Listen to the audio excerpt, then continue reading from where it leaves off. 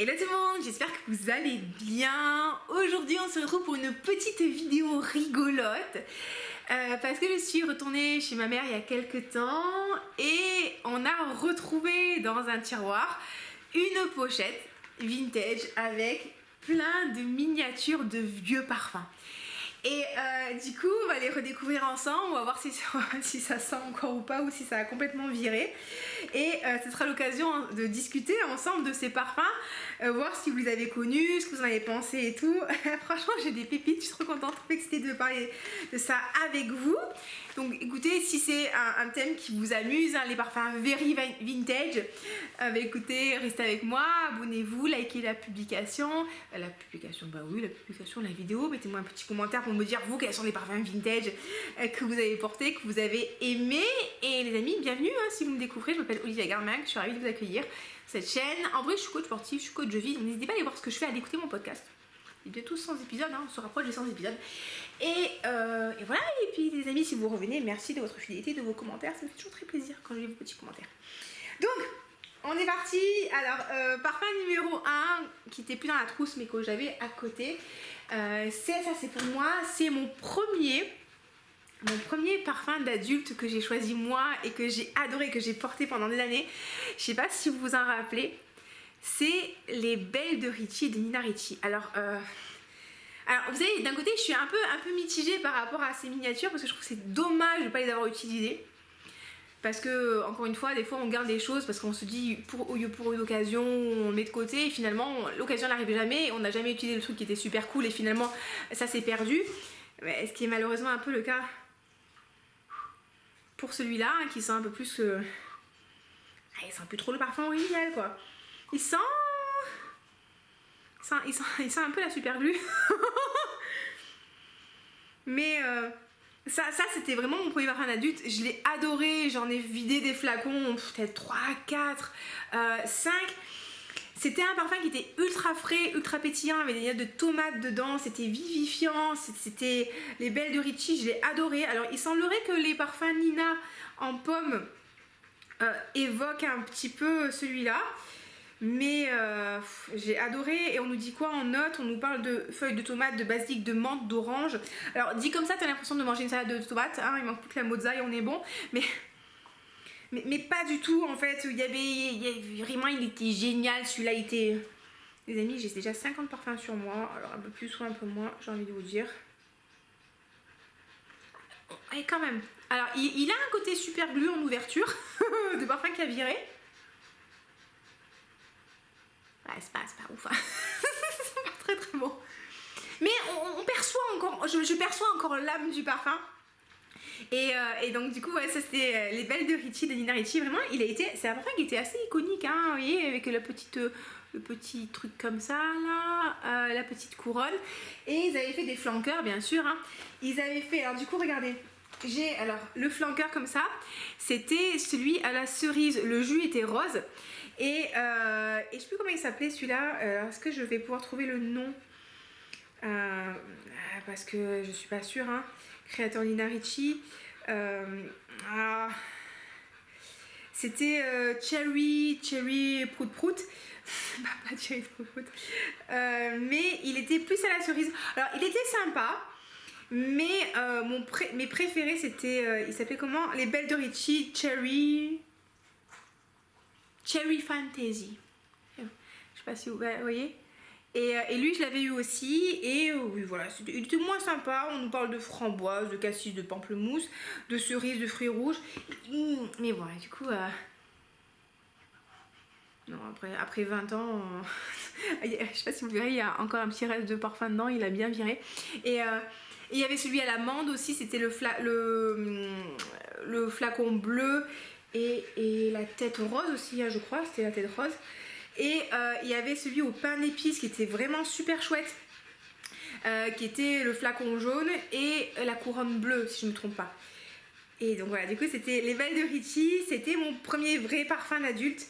Ah non, c'était l'amande, c'était flacon bleu et couronne verte. Donc j'ai retrouvé ça, j'étais super contente. Non, c'est pas la même odeur, mais il y a un truc, il reste un truc. Alors, je sais pas si ça va vous parler ça. Regardez ce que j'ai trouvé. Et je sais pas si vous avez connu le club des créateurs de beauté.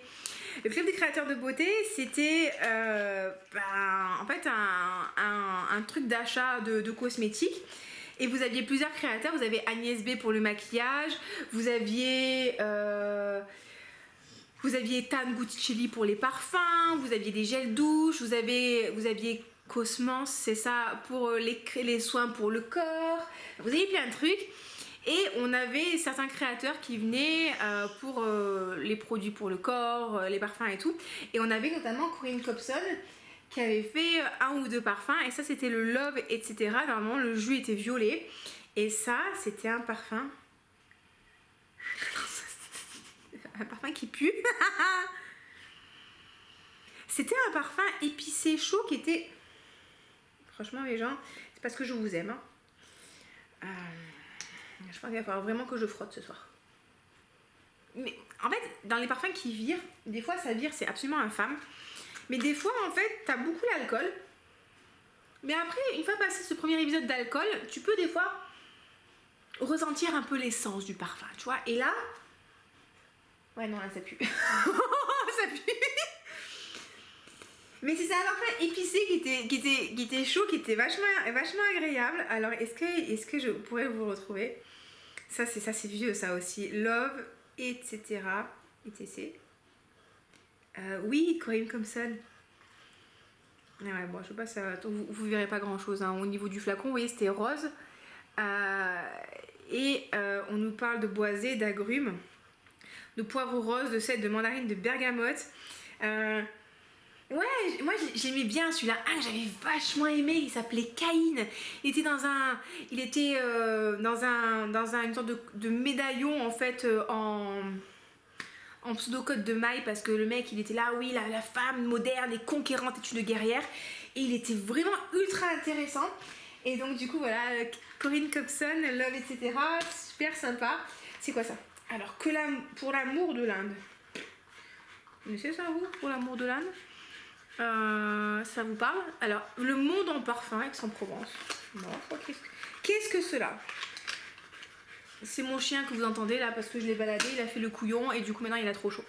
Alors voilà, c'est une... Voilà. Ça fait un peu... Non, ça pue, ça virait.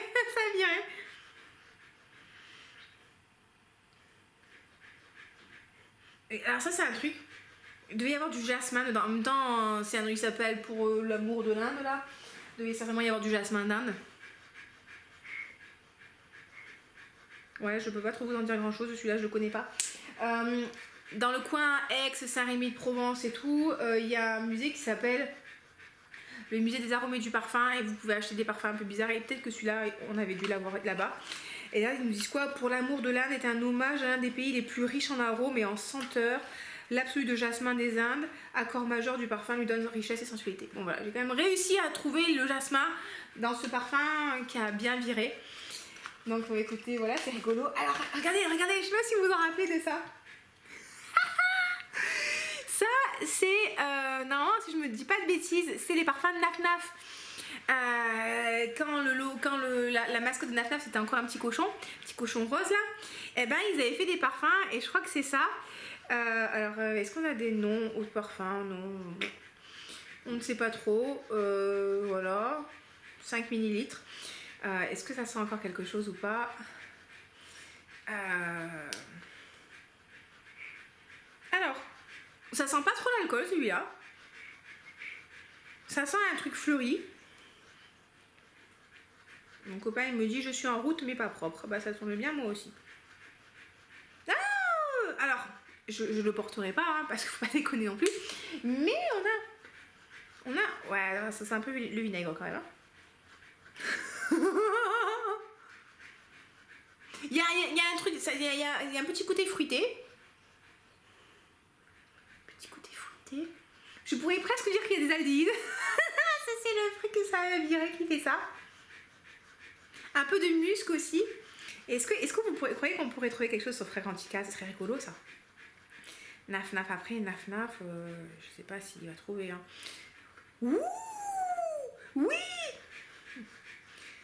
Oui, oui, oui, une touche de naf-naf, les amis. Une touche de naf-naf, c'est ça. C'est ça. Vous voyez? Et alors, on nous parle de quoi? Alors, il y en a deux différents. À mon avis, c'est celui-là. Celui-là, on nous dit, alors, est-ce qu'il sent encore celui-là?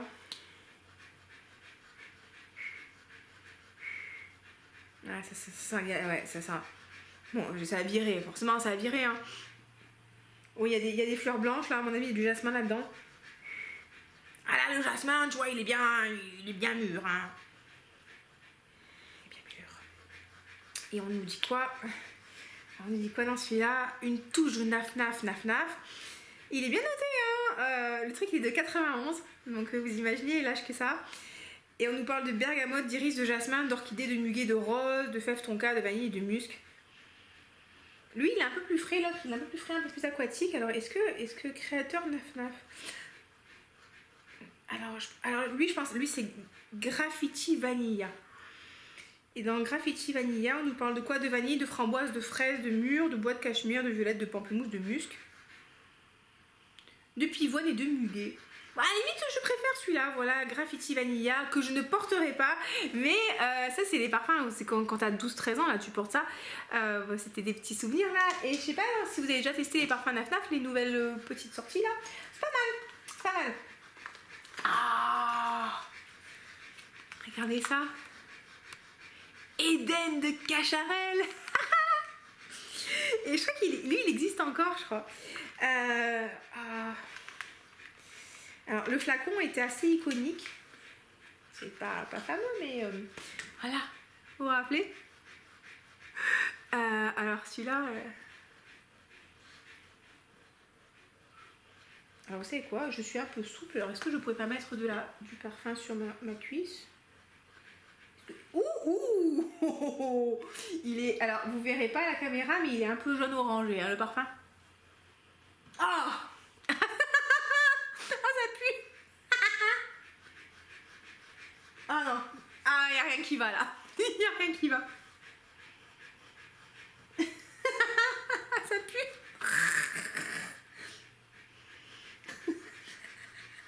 Alors, ça, je pourrais absolument pas vous dire ce qu'il y a dedans. Parce que ça sent trop mauvais. Oh merde. Il y a des notes d'herbe là, il y a un truc là. Alors le flacon il ressemblait à ça, le vrai flacon. Et on nous parle d'un parfum qui a été lancé en 94. Et oh, il y a beaucoup de choses là. Ouh, il y a beaucoup de choses. Enfin, notamment vous avez de la pêche, de la bergamote, mais il y a des agrumes. En note de cœur, vous avez du nénuphar, du mimosa, du lotus. Donc il a vraiment un côté très aquatique. Et bien sûr tubéreuse, jasmin, muguet, il y a du melon dedans. Et en note de fond, on a du robinier, faux acacia, du patchouli, du bois de sandal, du cèdre. Ah, une grande réussite. Hein. Là, c'est une grande réussite olfactive. Alors que je me lave avant que monsieur rentre. Alors, un truc qui existe encore. Ça, ma mère, elle le portait beaucoup et elle me l'avait donné. Bon, moi, c'était pas forcément mon kiff, mais après tout, pourquoi pas. C'est l'eau dynamisante de Clarins. Ouais, moi, j'aimais... Ouais, bah ça, forcément, elle a viré, hein. Alors, c'était un parfum qui était assez frais, mais il avait un truc qui me dérange. Enfin, vous savez, moi, j'aime bien quand c'était un peu... Quand ça reste frais, mais un peu doux. Et là, il y a un truc dans l'eau dynamisante qui me dérangeait un peu. Et elle a... Alors, je sais pas, alors on nous parle de citron, d'orange, de petits grains. Mais ça sent pas la fleur d'oranger. Vous avez la coriandre, du carvi. Voilà, en fait, je pense que c'est le romarin. Il y a du romarin dedans. Et du thym. Donc, il y a un côté un peu très aromatique qui manque un peu de... En fait, soit j'aime bien quand c'est frais, mais quand c'est sucré, soit quand c'est frais, c'est un peu doux. J'aime bien le côté épicé. Il y a de la cardamome dedans, mais c'est vrai que le côté romarin et thym, je sais pas, ça me fait penser un peu au bouquet garni. Et ouais, l'eau dynamisante, c'est pas ce que je préférais. Ça existe encore. Il y a l'eau aussi, l'eau je sais plus trop quoi, la bleue, qui s'appelle l'eau ressourçante. Vous avez l'eau extraordinaire, l'eau des jardins. Bon, il y a pas mal de choses chez Clarins. Et il y a quoi aussi? L'eau ensoleillante. Je sais pas si ça existe encore. Donc voilà, le flacon c'est le même hein, que celui-là. Voilà. Vous pouvez la trouver, ça si vraiment vous voulez le tester, vous pouvez le trouver assez facilement. C'est quoi? C'est 23% d'alcool, 77% d'alcool, donc on est sur du parfum quand même. Hein. Avant c'était bien plus concentré que maintenant. Donc voilà, oui, voilà, c'est mon adolescence quoi. Qu'est-ce que c'est ça? Ça, eau d'Orlane. Je sais pas ce que c'est. Est-ce que vraiment j'ai envie de vous en parler? Je sais pas ce que c'est, ça pue, voilà. Bon, eau d'Orlane, je connais pas, ça m'intéresse pas. On va faire un peu la mauvaise tête. Âme Toscane, eau de toilette. Alors pareil, là on est sur un truc qui a été acheté, je pense, dans une boutique de parfum Aix-en-Provence de chez Isabelle de Roisne. Isabelle de Roisne, Aix-en-Provence, made in France, made in France. Eau de Toscane. Est-ce qu'il y a de l'orange dedans? Je ne sais pas. Oula, et puis on est sur un flacon intéressant. Alors je sais pas, voilà, on est sur le dos d'une femme et avec les cheveux au vent comme ça. Est-ce qu'on aime, est-ce qu'on n'aime pas trop? À vrai dire, bon, voilà, on voit ses petites fesses, bon, c'est pas... Oh, il y a un truc. C'est un peu... Alors, il a viré, celui-là aussi. Ça pourrait être pire. Il a un petit côté épicé. Petit côté frais aussi. Ah, c'est pas mal. Je pense qu'effectivement, il va y avoir des agrumes. Est-ce qu'on a vraiment envie de s'en mettre sur la cuisse? Bon, je pense qu'on a fait une fois la connerie. Hein. On va se contenter d'un parfum qui pue hein, sur son corps, sur sa cuisse. Ça suffit. Qu'est-ce que j'ai? Ouh, ça, vous connaissez ça? La Cologne. La Cologne iconique de 4, 7, 7, 11. Un 4, 7, 11. Bref, vous avez compris. Alors, est-ce que ça a viré ça? J'ai pas l'impression. Ah, ce truc c'est un classique. Hein. Si vous cherchez des eaux de Cologne, l'eau de Cologne qui sent la Cologne qui vient de Cologne, vous achetez ça quoi. Ça se trouve assez facilement d'ailleurs en grande surface, non ça? Ou en parapharmacie. Ah, ça a viré. Ça a viré, en fait, quand les parfums ils ont viré comme ça, soit vous avez vraiment un côté très alcool qui pue. J'ai la flemme de m'avancer. Soit vous avez un côté très acide, un peu vinaigre.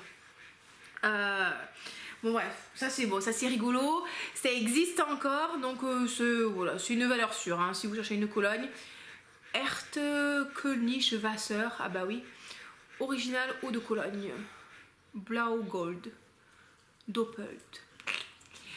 Bref, eau de Cologne, ça c'est rigolo ça. Alors ça, regardez-moi ce truc, Rocabar de chez Hermès, ça vous parle ou pas du tout?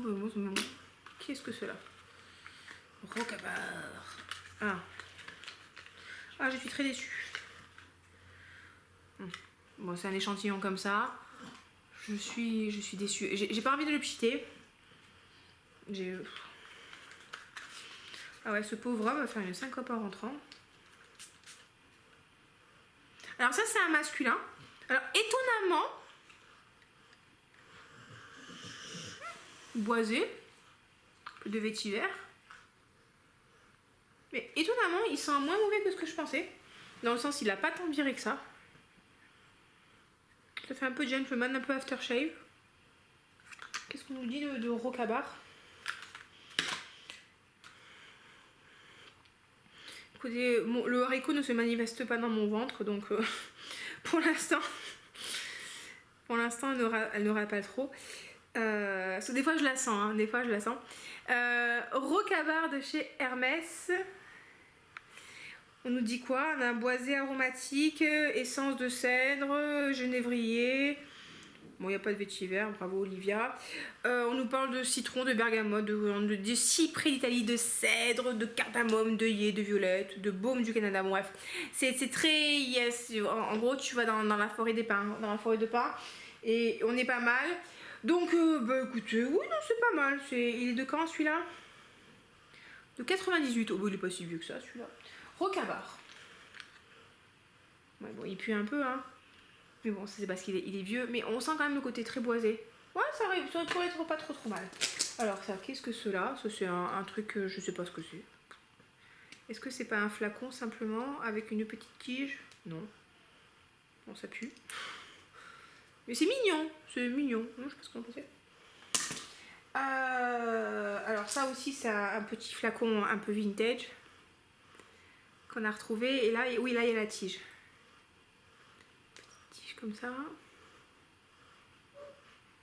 Ouais, bon, je sais pas trop, ça sent un truc indescriptible. Qu'est-ce que... Alors ça c'est... Ah, poème de Lancôme. Il existe encore celui-là? Je crois qu'il existe encore. À mon avis, ils sont plus grands. À mon avis, ils sont le bizarre aussi. Hein. Non, ça a viré, complètement viré. Poème de Lancôme. Alors, je me rappelle vaguement de la pub. Poème, il n'y avait pas un truc de Lancôme avec une madame. Alors, on nous parle de fleurs jaunes. Ah ouais? On n'a pas pensé, tu vois. Ouais, bon. Narcisse, datura, pêche, prune, pavot de l'Himalaya. C'est des notes un petit peu qui sont assez rares maintenant en parfumerie actuelle. Hein. Sincèrement, c'est assez rare de retrouver dans des parfums, surtout ça, c'est une note de tête là, je vous donne. En note de tête, on a du narcisse, du datura, de la pêche, de la prune, du pavot d'Himalaya, de la mandarine, du cassis, de la bergamote et des notes vertes. Vous voyez, ça c'est juste les notes de tête. Les notes de cœur, on a du mimosa, de la fleur de vanille, de la kitarée, de l'ilang, de la fleur d'oranger, du jasmin, du frésia, de l'héliotrope, de la rose et du cuir. Et en note de fond, vanille, fleur d'oranger, ambre, fève tonka, musc, cèdre. Avant, les compositions parfumées étaient beaucoup plus complexes. Maintenant, on a vraiment des parfums qui sont beaucoup moins complexes. On va sur des trucs beaucoup plus simples. Les amis, je pue, ça va pas du tout. Ça va pas du tout. On est sur des trucs, ouais, beaucoup moins complexe. Alors, je ne dis pas tous les parfums sont moins complexes, mais on essaie de mettre plus souvent en avant un type d'ingrédient. Et c'est vrai que vous avez moins de choses en fait, moins de choses en ouverture surtout. Du coup, c'est assez rigolo. Et c'est vrai que par exemple, le narcisse, le datura, le pavot de l'Himalaya, c'est des notes que je vois très rarement. Le mimosa, en général, j'aime pas trop ça en parfumerie, donc je la vois de temps en temps, mais j'essaie de l'éviter. Après bon, l'ilang, fleur d'oranger. Là en ce moment la grosse tendance en parfumerie, en parfum on va dire dite commerciale, ça va être le combo jasmin, fleur d'oranger, tubéreuse. Vous allez le retrouver dans énormément de parfums. Dans l'interdit, dans Libre, dans Prada Paradoxe, dans le Angel Elixir. Alors, je dis pas que les trois y sont, mais le combo jasmin, fleur d'oranger, c'est un truc qui marche très très bien en ce moment. Donc c'est présent dans beaucoup de parfums. Et du coup, oui, on a moins de choses. Hein. C'est rigolo. Le poème là, il est écrit par monsieur Jacques Cavalier. J'espère qu'il galope. Ouh, humour de qualité. Alors ça, Opium de Yves Saint Laurent, il existe encore, hein, Opium. Opium, je sais plus si c'est parfum pour homme ou pour femme, Opium. Opium, eau de toilette, Yves Saint Laurent. Tintintin. Oui, lui, il existe encore, hein, je le vois chez bah, ça, c'est un truc ambré qui a viré, hein. Ça pue. On va pas se mentir, hein, ça pue. Hein. Un peu boisé aussi, ça. Hein. C'est un peu. Tu sens que le truc qui s'appelle Opium, c'est pas. Il y a quand même une raison. Hein. Un truc qui s'appelle Opium, c'est parce que tu le prends, tu pars direct. Hein. Opium. Pourquoi il me le trouve pas? Opium, eau de parfum. Alors, je pense pas que ce soit celui-là. Parce que là, je suis tombée sur une version de 2009. Et je pense pas que mon échantillon date de 2009. En plus, c'est l'eau de parfum. Et moi, je voulais... Oh, ce serait bien de le trouver... Non, mais Opium. Opium, voilà, 1977. Je pense que c'est plutôt celui-là. Oui, regardez. On voit le... Alors, je sais pas si vous verrez au téléphone. Alors, il n'arrive pas à zoomer. On voit les petites fleurs, là, vous voyez, les petites fleurs qui sont reprises dans le packaging. Où est-ce que j'ai mis mon truc? C'est pas facile tous les jours, hein, je vous le dis. Oh, ça aussi, il faut que je vous montre. Oui, regardez, le packaging, il est là. On voit les petites fleurs. Et on nous parle de quoi? D'épicé chaud ambre. Oui, non, il n'est pas si mal noté que ça. Il est noté 3,95 pour un parfum vintage. On nous parle, ouais, il est très épicé en ouverture. On nous parle de clous de girofle, de coriandre, de poivre. Alors, il y a des notes, les amis, ça va vous faire délirer. Du baie Saint-Thomas. Et voilà. Non, sinon c'est... Et en note de fond, on a vraiment des trucs très très baumés, très très résineux. On a de l'encens, de la myrrhe, du bois de santal, du baume du tolu, de l'opoponax, du benjoin, du cis, du castoreum. Enfin oui, on a vraiment des parfums qui vont... des trucs qui vont être très très très très encensés, très très résineux. Donc oui, on est sur un truc un peu oriental aussi. Hein. C'est pour ça qu'il s'appelle opium. Et même en note de cœur, les notes de cœur, c'est des notes qui sont lourdes. Hein. On a de la cannelle, du bois de santal, du patchouli, de la racine d'iris. Enfin, ouais, bon, il y a un petit peu d'œillet et de muguet. Le muguet, tu te demandes qui tu fais là, le muguet, là. Bref, c'est rigolo, ça. Alors, qu'est-ce que j'ai aussi? Organza de Givenchy. Il existe encore celui-là, le Organza? On n'a pas parlé de ça encore. Oula. Avec un flacon de qualité et de bon goût. Ah non, peut-être qu'il est comme ça. Ah ouais, avec une madame. Madame, qu'est-ce qu'elle peut nous dire?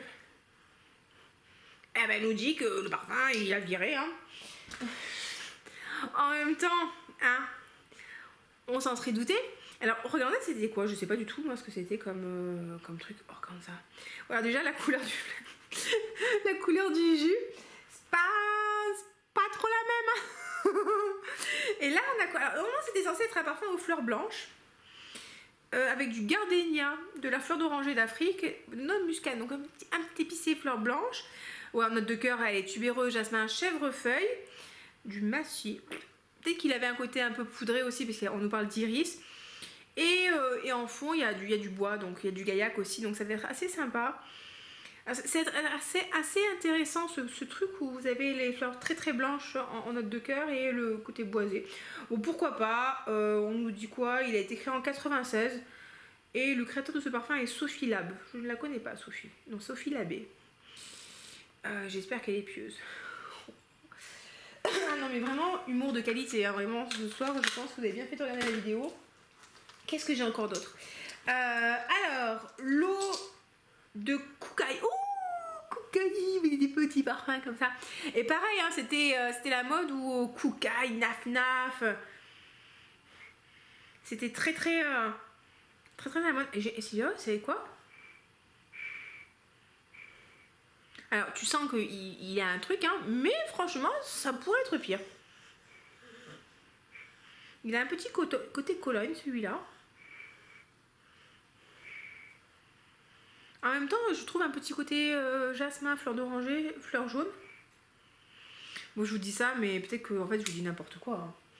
C'est fort probable que je vous dise n'importe quoi, parce que à ce niveau-là, de vidéos et de vieillesse du parfum, l'eau de Koukaï, est-ce que vous trouverez?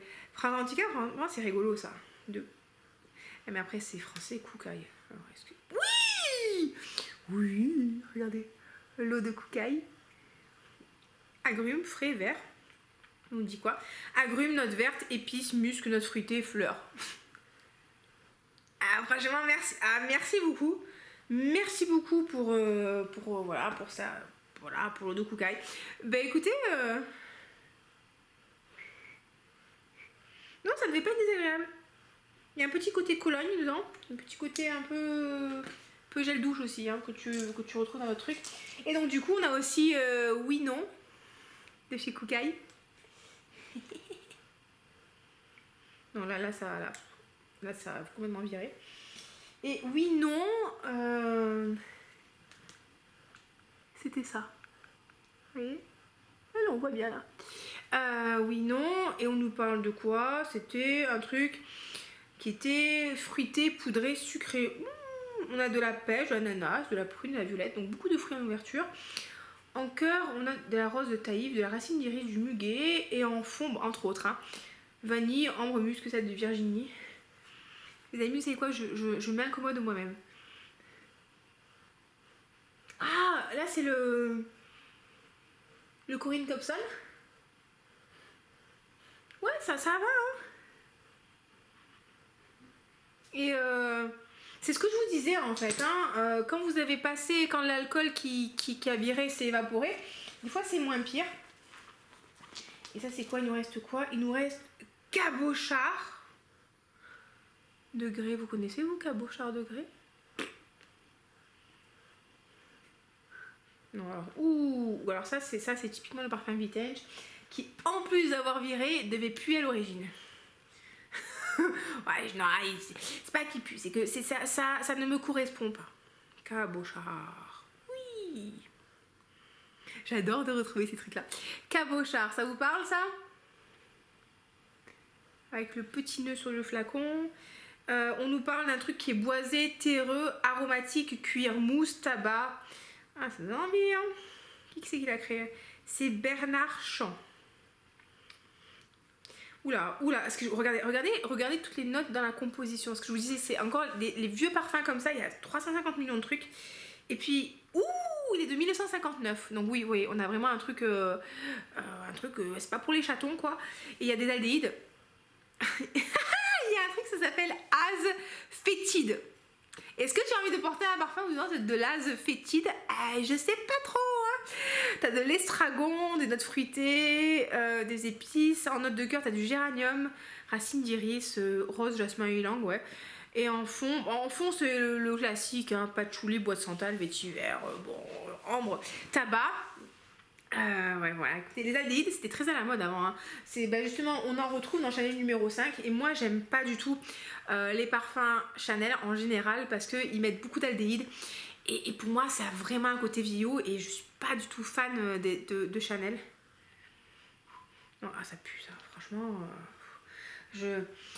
pour moi, je sais qu'il y a plein de personnes qui adorent Chanel numéro 5, mais pour moi, c'est pas du tout un parfum qui me correspond.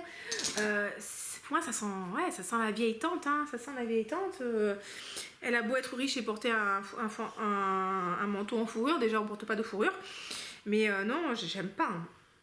J'aime pas les Chanel. Et je retrouve ce truc aldéhyde. Pour moi, c'est un peu la signature de Chanel dans beaucoup de leurs parfums, hein, dans les Chanel, Chanel numéro 5, dans Gabrielle. J'ai vraiment du mal, hein. Et donc du coup, ouais, numéro 5, on nous parle de quoi? D'aldéhyde, d'ylang, de néroli, de bergamote. De toute façon, c'est un classique que je n'aime pas. Et voilà. Et qu'est-ce que j'ai d'autre? Oui, là. Qu'est-ce que c'est ça? Alors, oh, Anaïs. Et Kenzo, le monde est beau. Alors, Anaïs, c'est un échantillon comme ça, donc vous imaginez bien que, à mon avis, il pue, mais laisse tomber. Non, il n'y a rien qui va.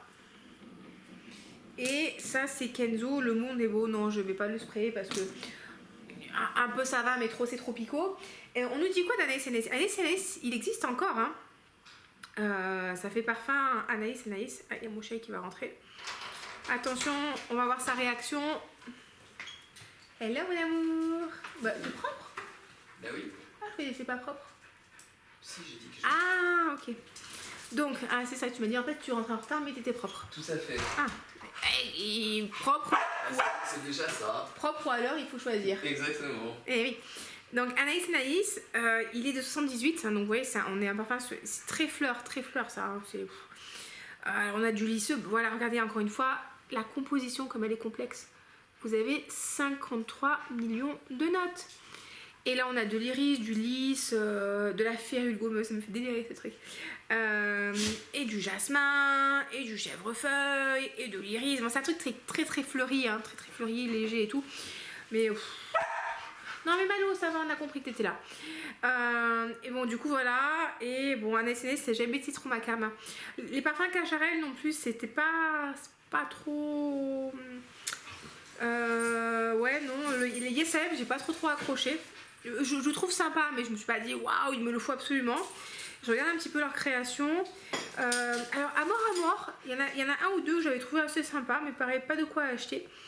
Et par contre, le flacon que j'aime bien chez eux, c'est Noah. J'avais bien aimé un peu le visuel nacré et tout, j'ai trouvé ça assez sympa. Et ah oui, vous vous rappelez de Loulou de Cacharel? Ça c'est vieux ça aussi, je crois qu'il existe encore. Je me rappelle une fois, j'étais au printemps avec ma mère et j'aimais bien le flacon de Loulou et du coup j'ai pris le flacon et je l'ai mis sur la caisse roulante et ma mère elle a fait qu'ils faisaient ça. Enfin, ils sont arrivés, la caissière a voulu le passer mais ma mère elle sait pas ce que c'était parce que c'est moi qui l'avais pris, qui l'avais mis, qui voulait l'acheter. Bref. Du coup ouais c'est Loulou, ouais pareil hein, c'est un truc, 53 millions de trucs dedans. Et ouais, c'est vieux ça. Et il est de quand? De 87. Ah ouais, c'est vieux. Bah c'est pas si vieux que ça, hein, 87. Écoutez, voilà les amis, c'était une vidéo un peu distrayante. Hein, c'était rigolo. Ah non, j'en avais encore deux. Bon. Égoïste. Égoïste. Rappelez la pub. Égoïste. Et mis de l'an 20. Bah écoutez, bon, est-ce qu'on veut vraiment regarder ça?